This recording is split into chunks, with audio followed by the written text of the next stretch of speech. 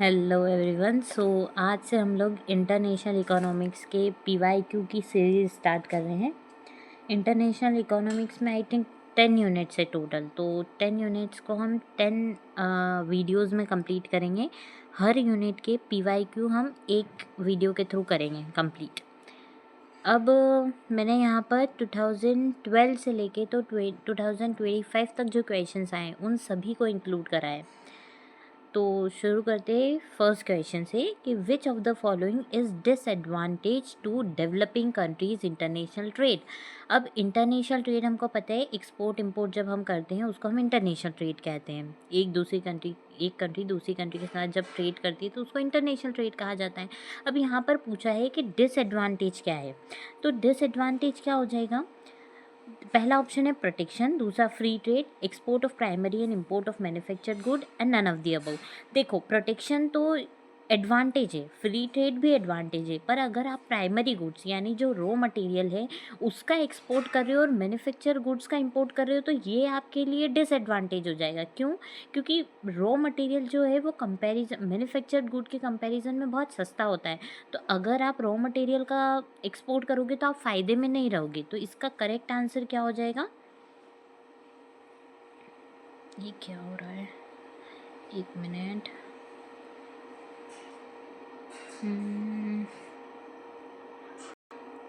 तो इसका हमारा करेक्ट आंसर हो जाएगा export of primary and import of manufacture goods. ठीक है, चलो सेकेंड क्वेश्चन है, if the cost of transporting a good between two nation exceeds the pre trade difference for the goods between two nation then the trade in that good is. देखो यहाँ पर क्या बोलना चाह रहा है कि अगर आप एक्सपोर्ट कर रहे हो और एक्सपोर्ट करने पे जो आपकी कॉस्टिंग हो रही है वो प्री ट्रेड डिफरेंस से ज़्यादा है तो आप एक ट्रेड करोगे या नहीं करोगे।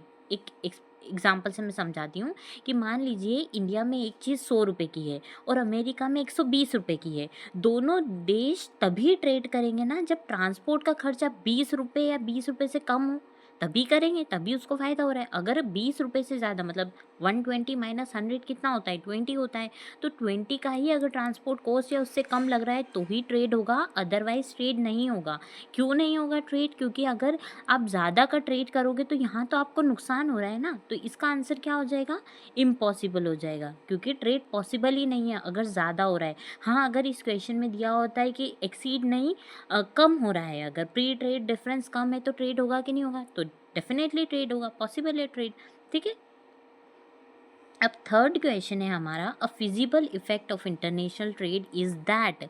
क्या बोलना चाह रहा है क्वेश्चन में? आपको feasible effect of international trade के बारे में बोला है। देखो, मार्केट कंपटीशन का बढ़ना, या मान लीजिए आपका जो देश है या होम मार्केट है, इंडिया है, इंडिया में सिर्फ एक ही बड़ी कंपनी है, एक ही कंपनी है मतलब मोनोपोली है। और जब इंटरनेशनल ट्रेड शुरू होता है तो जो बाहर के देश होते हैं वो भी इंडिया में आ जाते हैं, तो आपस में क्या हो जाता है, कंपटीशन हो जाता है। और मोनोपोली से जब और ज़्यादा देश इंडिया में कंपटीशन करने आएंगे तो मार्केट क्या हो जाएगा, ओलिगोपोली हो जाएगा। तो इसका आंसर क्या होगा?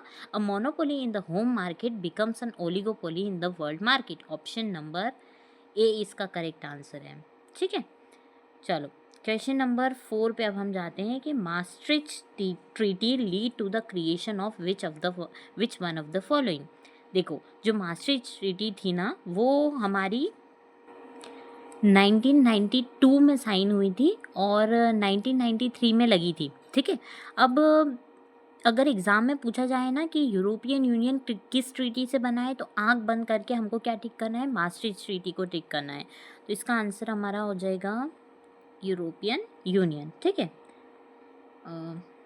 चलो अगला करते हैं।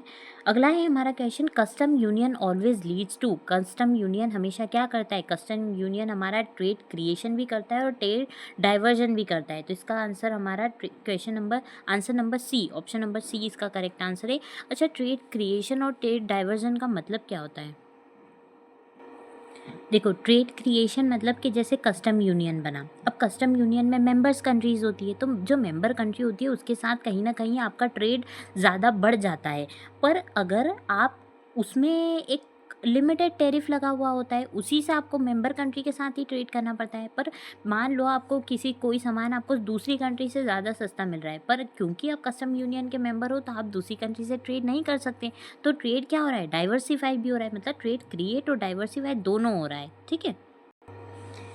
क्वेश्चन नंबर 6 है हमारा, how many countries are member of European Union. European Union 2015 में ये क्वेश्चन आया था, तब टोटल 28 कंट्रीज थी, पर अभी अगर फ़िलहाल में देखें तो 27 मेंबर है यूरोपियन यूनियन के।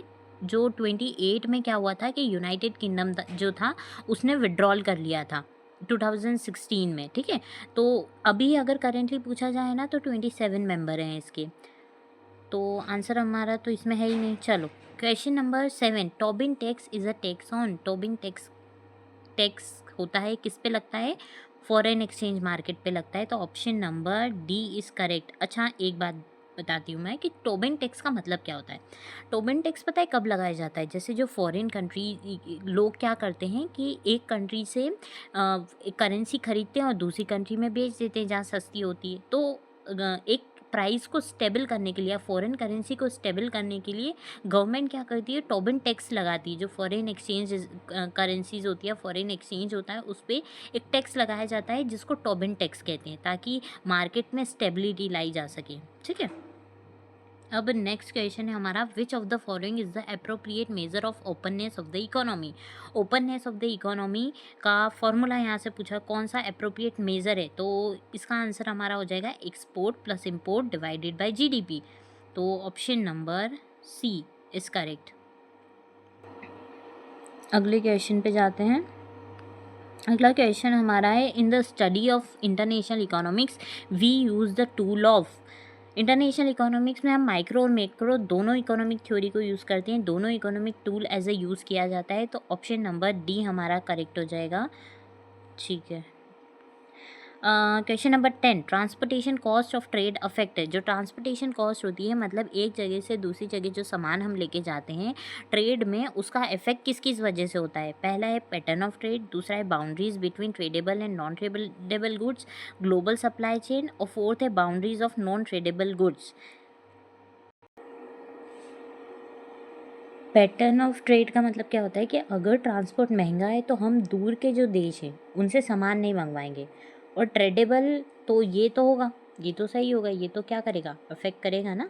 ठीक है। अब दूसरा है ट्रेडेबल और नॉन ट्रेडेबल गुड्स, मतलब जो बाउंड्रीज होती है, कुछ चीज़ें जैसे ब्रिक्स हो गए या सीमेंट हो गई इतनी भारी होती है कि उन्हें दूर भेजना और ज़्यादा महंगा पड़ता है, तो वो नॉन ट्रेडेबल बन जाती है, तो ये भी हमारा क्या करेगा, ये भी ट्रेड को अफेक्ट करेगा। ठीक है। तीसरा हमारा है ग्लोबल सप्लाई चेन, कंपनीज अपनी फैक्ट्री वहीं लगाती है जहाँ पर ट्रांसपोर्ट कॉस्ट बहुत ज़्यादा सस्ता होता है, तो ट्रेड ये भी अफेक्ट करेगा। ठीक है। तो हमारा और boundaries of non tradable goods, non tradable goods तो वैसे ही ट्रेड नहीं हो रहे हैं ना, तो ये तो ट्रेड को यूँ भी अफेक्ट नहीं करेगा। ठीक है। तो ये आंसर हमारा नहीं होगा, तो टू आंसर क्या हो जाएगा, ए बी सी करेक्ट हो जाएगा। चलो नेक्स्ट क्वेश्चन पे चलते हैं।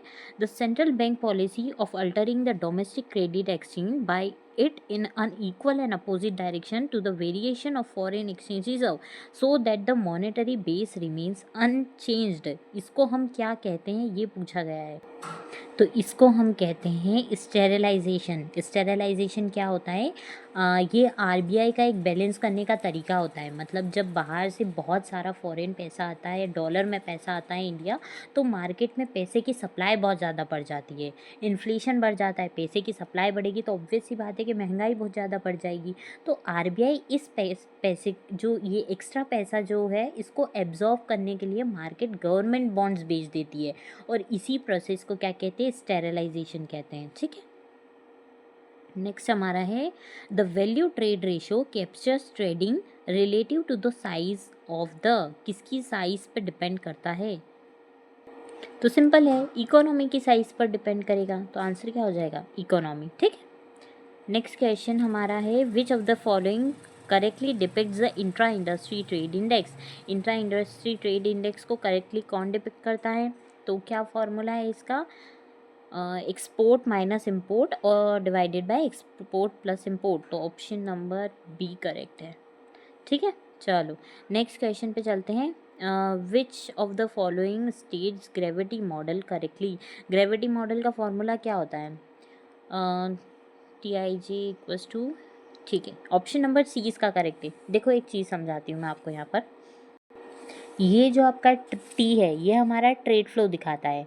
वाई हमारा क्या दिखाता है? इकोनॉमिक साइज़ दिखाता है। यूजुअली जो जीडीपी और पॉपुलेशन होता है रीजन आई और जे के बीच में, ये हमारा इकोनॉमिक साइज़ दिखाएगा। और डीआईजे हमको क्या दिखाता है? डिस्टेंस दिखाता है दो रीजन के बीच में।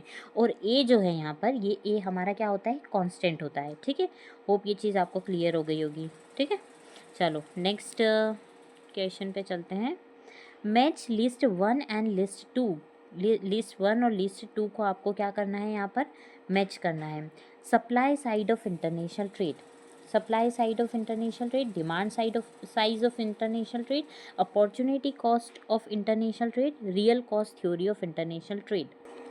देखो सप्लाई साइड की बात की थी रिकार्डो ने। रिकार्डो की एक थ्योरी थी कंपैरेटिव कॉस्ट एडवांटेज वाली, जो मैंने अपने शॉर्ट्स वीडियो में भी अपलोड की हुई है। अगर आपको थ्योरी में कोई डाउट हो तो आप एक बार शॉर्ट्स की उसमें भी जाके चेक कर लेना। तो supply side of international trade हमारा किसने दिया था? एक मिनट, एक तो हाँ, ये डेविड रिकार्डो ने दिया था, उनकी कंपैरेटिव कॉस्ट एडवांटेज जो थ्योरी थी ना उसमें। Demand side of international trade किसने दिया था? तो डिमांड साइज जो है वो एजवर्थ, मार्शल और एजवर्थ ने इन्होंने ऑफर कर्व दिया था, और जो दिखाता था कि एक देश दूसरे देश के कितना जो सामान है उसकी कितनी डिमांड करता है, मतलब ऑफर कितना ऑफर कर सकता है वो, इस चीज़ के बारे में थी, जो कि मार्शल और एजवर्थ ने दी थी। ठीक है, अब अपॉर्चुनिटी कॉस्ट थ्योरी जो थी ना, वो हैबरलर ने बताया था कि ट्रेड इसलिए होता है क्योंकि एक चीज़ बनाने के लिए हमें दूसरी चीज़ की कितनी क्वांटिटी छोड़नी पड़ रही है। ये अपॉर्चुनिटी कॉस्ट थ्योरी मैंने समझाई भी अपने वीडियो में। तो अपॉर्चुनिटी कॉस्ट थ्योरी किसने दी थी? हैबरलर ने दी थी। और लास्ट है real cost theory. Real cost theory किसने दी थी? जो बेस्टेबल और अल्फ्रेड मार्शल थे ना, उन्होंने ये दी थी। तो रियल कॉस्ट थ्योरी का आंसर है बेस्टेबल और ये। और अपॉर्चुनिटी कॉस्ट किसने दी थी? जे हैबरलर ने। एंड लास्ट हमारा क्या है? Demand side of international trade हमको दिया था ये अल्फ्रेड मार्शल और एजवर्थ ने। ठीक है, इसमें से मैं कोई सी चीज़ छूट गई है क्या समझाना? अच्छा, रियल कॉस्ट थ्योरी मैंने नहीं समझाई है। तो ये ना पता है एक पुरानी थ्योरी है, जो प्रोडक्शन में लगाने वाली जो मेहनत या फिर जो एफ़र्ट आप लगा रहे हो प्रोडक्शन में, उसकी बात करती है। ठीक है, तो कितना रियल कॉस्ट आपका लग रहा है उस किसी भी चीज़ का प्रोडक्शन करने में। तो इसका करेक्ट आंसर हमारा क्या हो जाएगा? इसका करेक्ट आंसर हमारा हो जाएगा ए का 1, बी का 2, बी का क्या है? एक मिनट, एक तो इस पीडीएफ में दिक्कत बहुत आती है। अच्छा, तो इसका करेक्ट आंसर हमारा हो जाएगा, एक मिनट, ठीक है, ये वाला ऑप्शन नंबर ए इसका करेक्ट है। तो यहाँ पर हमने प्रीवियस ईयर में जितने भी इंटरनेशनल ट्रेड की जो यूनिट 1 है उससे क्वेश्चन आए हैं वो मैंने आपको समझा चुकी हूँ। कोई भी कॉन्सेप्ट्स में अगर आपको डाउट है तो प्लीज़ आप मुझे कमेंट सेक्शन में बता देना।